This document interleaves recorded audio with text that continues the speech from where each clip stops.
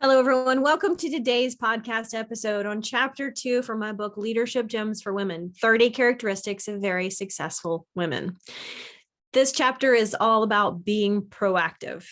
And I know I talk about being proactive in previous podcast episodes, but it's just such a powerful concept that I think it's well worth talking about a little more in depth here, particularly since it's a chapter in the book. But sometimes I talk about it in a different perspective.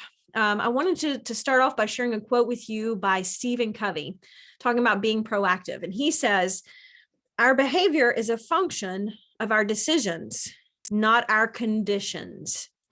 We can subordinate feelings to values. We have the initiative and the responsibility to make things happen." And that's powerful. I know I've read that before, but it really struck me the other day as I was reading that. And I thought, our behavior is a function of our decisions, not conditions. Absolutely. But then he goes on to say we can subordinate feelings to values. We can subordinate feelings to values. What does that mean? It basically means that as our emotions come up throughout the day, throughout our life, throughout each situation, we can subordinate those feelings to our true values as a person. So when something goes wrong, we don't have to let it make us mad or upset or frustrated. And that's a huge concept, subordinating our feelings to values. He's not saying that we don't have feelings, because we do. We're human, right?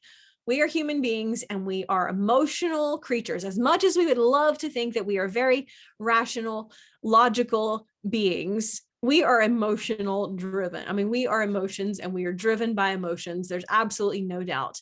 Now, hopefully we've learned to be proactive and not always respond based on those emotions.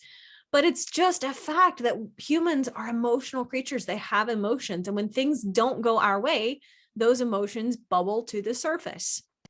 Somebody says something we don't like, somebody does something that we don't like, then we get angry or mad or frustrated. But Stephen Covey talks a lot about being proactive as, he says between stimulus and response, human beings have the freedom to pause and choose their response. He goes on to say, we are able to respond or response able to any situation. And then he slides those two words together and says, if we are response able, we are therefore responsible for the choices of how we respond. Now that concept sounds really good as we're, talking through that, but it's very difficult to do in day-to-day lives. And, here's the thing, when everything is going right and you are proactive and positive and choose good responses, that doesn't increase your influence like a whole lot, because people pretty much expect you to be positive and proactive when things are going right. It's when things are falling apart and going wrong, and you're still choosing to be proactive and positive and choose the right response. That's when you have the ability and freedom to increase your influence, right? When things don't go your way and you're not letting those feelings dictate or determine your behaviors. And this can play out in so many different ways. Think of, maybe you just had a bad day at work, and that happens, right? Sometimes things didn't go your way at work for whatever reason. A deadline got dropped, a customer got misplayed, whatever, something happened. And you're just like, man, I've had a really bad day. And so you go home and you're like feeling stressed and anxious because you had this really bad day. And so you open up a carton of ice cream and you eat half of it because you're like, oh, my behavior in the moment is being dictated by my feelings of emotional stress and anxiety relative to my bad day at work. But see, we can subordinate those feelings to values, right? Just because you had a bad day at work doesn't mean you have to let it get frustrate you or make you anxious or upset or mad. You can subordinate those feelings and say, you know what, those feelings are there. I'm not ignoring them. They're not just going to poof, magically go away, but I am not going to let them dictate my behaviors. I'm not going to let those feelings determine my choices in this moment. Yeah, maybe I had a bad day at work, but my values say that exercise is going to serve me better than eating half a carton of ice cream. So let me go for a walk instead of having a half carton of ice cream. Now there's, I've shared with you before, I love some ice cream, but I keep it to a very, minimal amount because it's not great for me. I don't need the dairy, particularly the sugar. But, sometimes you just want a little bit of a treat, and sometimes some ice cream can happen and that's fine. But it's intentionally choosing the ice cream when it serves me instead of letting my feelings or emotions in the moment dictate and determine my behaviors, my choices, my responses. Because I know that that's not really going to serve me. I could eat ice cream for breakfast every single day, but the consequences of that, just because it tasted good, would be pretty soon I'd need bigger clothes because nothing would fit if I had ice cream for breakfast every single day. Way too many calories, way too much sugar. It doesn't serve me well, right? Even though the ice cream still tastes good, I know that it doesn't serve me to have that all the time. So rather than just act on the emotion of the moment, I need to intentionally choose my response. So that's how an example of how it could play out personally. Relationally, it's very easy to see how it can determine your influence positively or negatively. When you're proactive, you choose the right response. So for example, I remember many years ago, I was working at a doctor's office, and I was not working at the front desk. I was working as a medical assistant and an office manager. But I had worked at the front desk in that role at some point. And so just by fact of I'd been there for several years, I was very familiar with the patients, and, I got to know a lot of them, particularly those who had to come multiple times over the course of a couple of years. And I remember in this particular day, I was sitting in my office and I was working on paperwork or something. We weren't in clinic, so the doctor wasn't there, but I was just catching up on other work. And I had the door open. And I remember I was sitting there just, working away at something. And I could hear outside at the front desk, one of the patients had walked up and was really giving the receptionist a hard time. And, arguing about why they had gotten a bill and what did this copay mean, and why did they getting charged if their insurance didn't cover it? And, this patient was just very upset. And so they were just letting all of that emotion overflow onto the receptionist, who had absolutely no clue. She doesn't do insurance. All she does is check the patients in. And so she doesn't deal with that. She has absolutely nothing, no knowledge that she can give them in that scenario. But either way, it was not great for her to be, somebody's getting mad and yelling at her and she can't do anything about it. And it's not even her responsibility. So anyway, I was sitting there at my desk and I start to hear this patient getting louder and louder. And so I get up and I walk around, and I knew the patient. I, had seen them before as they'd been there several times. I knew who it was. And so first off, I said, come on, let's just come over here and let's sit down. And why don't you explain to me what's going on rather than the receptionist, because she can't help you. I said, so why don't you come talk to me. Let me see what I can do to help. Right. And boy, that particular patient was just really mad, really upset, very vocal, yelling. And so the emotions of the moment, I want to just say, look, don't yell. You're not solving anything. You're not fixing anything by yelling at everyone else. But rather than do that, I chose to be proactive, and I just tried to see it from his perspective, right? Trying to empathize, but also not letting my emotions flow over too. Because if I had done that, if I'd allowed my emotions to dictate my behavior, then we'd have two people yelling and fussing, and that would not solve anything. And so I chose to be proactive and just say, you know what, come on, let's just explore the scenario. Let me see what I can do. And it turns out it was just a copay that his secondary insurance needed to pick up. It was not a big deal. But what he needed most in that moment was just someone to listen to him, right? Someone to listen to it, explain it to him, to look into it. He wanted to be treated with empathy and respect, and he wanted to feel like somebody cared that he'd gotten this bill. And that's all I did. It was not a big deal. It was part of what I would do in my job anyway. If he'd just picked up the phone and called me rather than coming in and getting mad at the receptionist. And, I didn't think a whole lot of it. It's, choosing to be proactive in that way was just something that I had learned worked really effectively in my role. And it was, as far as I was concerned, it was just simply how we should treat our customers, our patients, is empathize with them and, take the responsibility, take ownership, take action when we can to help solve a problem for them. That's what they're there for, what we're there for.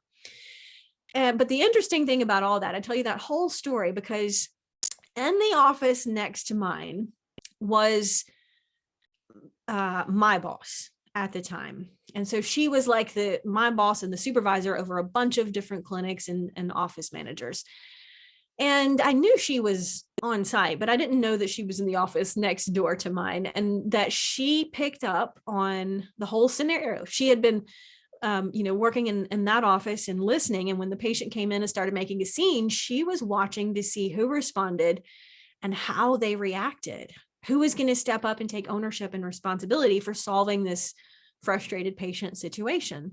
Now, I didn't know that at the time. It was just simply how I responded. I chose to be proactive, not because I was trying to increase my influence with her. I didn't even know she was listening, but because it was the right thing to do, right? That was responding based on my values in that situation.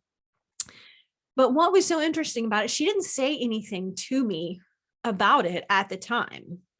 But just a couple months later, I was up for a performance review or annual evaluation or something, and she wrote down on my evaluation just a commendation for how I'd handled that situation. She was, just giving me praise vocally on this annual review for how I'd handled that specific situation. So it made such an impression on her that it increased my influence with her. It demonstrated to her that I had, number one, I was able to be proactive and control my emotions, but it also demonstrated to her some of my leadership ability and my ability to positively influence our customers, clients, and patients. So just goes to show you when things are going bad, right? When they're going bad at work, when they're not going great at home, and you choose to be positive and proactive, you probably don't even know all of the ways that it can positively affect you. Certainly, I had no idea that months later,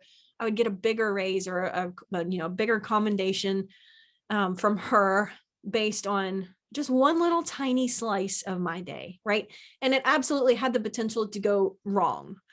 If I had chosen to react poorly, if I had let the patient's emotions just anger me or frustrate me, if I'd chosen to get mad because he was yelling, then it could have been a much different outcome. It could have affected my influence negatively instead of positively. So you start to see how being proactive can play out in so many different aspects of our lives.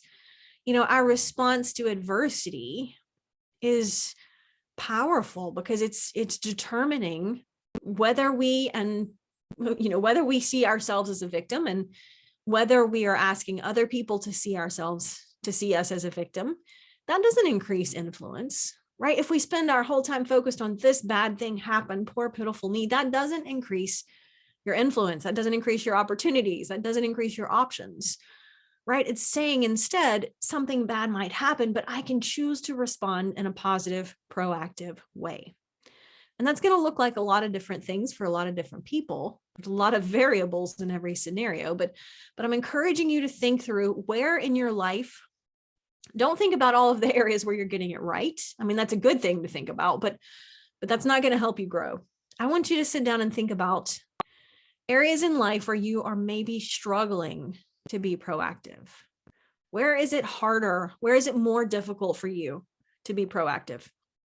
I know for me, maybe for a lot of people, it's more of a struggle to be proactive with closer personal relationships because we have more emotion there, right? A lot of us are generally pretty nice to our coworkers, but then we tend to let our temper flare a little bit with our spouse or our kids. Most of us probably have never, ever actually gotten in a big fight with our coworkers in the same way that we have with a spouse. Most of the time, we're just, even if things aren't great or the relationship is strained, we typically just don't get into a hollering match or let our temper fly, snap, raise our voice, get mad. Most of the time, we just don't do that at work, right? There just tends to be more emotion at home. And so those relationships might be a little more difficult to be proactive. But that might not be the case for you. But think through, where is there one particular relationship where I struggle to be proactive? This person always pushes my buttons. And, really, a great way for me to think about being proactive is I'm not going to give anybody else the remote control to my emotional channel. I don't want to give the remote control to anybody else. I'm not going to let anybody else make me have a bad day or a bad week or a bad life, because if I can choose my response in any situation, that means even if I don't like the situation, I'm going to choose how I respond, how I show up. I'm not going to give anybody else the remote control to my emotional channel and say, push my buttons. I'm not going to do it, because number one, that's miserable to go around allowing every little thing that happens or every scenario where someone says or does something you don't like to dictate your feelings, and you choose to get mad or upset or frustrated. That's miserable, because that means you don't have any control over how you're feeling, how you're showing up. Absolutely. Things are still going to happen that you're not going to like. Life is not going to just be suddenly picture perfect because you're proactive. All being proactive means is saying, I'm going to choose how I respond. I'm going to choose the feeling. I'm going to subordinate that feeling and the emotion so that my behavior is determined more by my values and less by the feelings, because the feelings, they're there, but I don't have to respond to them. I bet I'm not the only one, though, who's ever said or done something in the moment and gone, oh, wish I hadn't said that, wish I hadn't done that, right? The feelings don't serve us well. It's Andy Stanley who said, our feelings are terrible leaders. Our feelings are terrible leaders. And the greatest strength as a person, as a leader, is being able to lead ourselves well first and able to control ourselves through those emotions, because that's what's going to help positively increase our influence with positive, valued people. Until next time. Start increasing your influence and maximizing your potential with Ria's audiobooks. Available at audible.com, amazon.com, and iBooks. Please visit riastory.com to learn about Ria's books, resources, speaking, and training programs. Thanks for listening.